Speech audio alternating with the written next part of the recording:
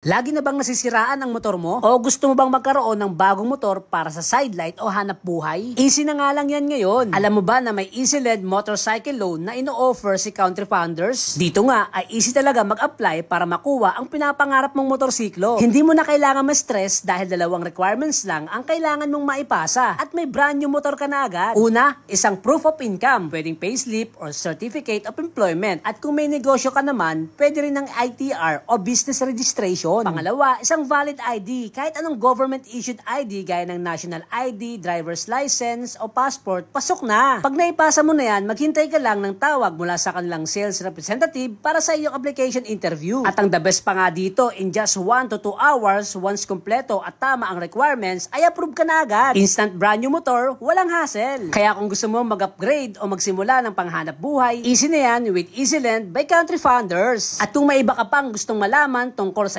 EasyLend Motorcycle Loan, mag-inquire ka lang sa Country Founders website o sa EasyLend Facebook page. Ilalagay ko sa comment section ng link para easy ang access.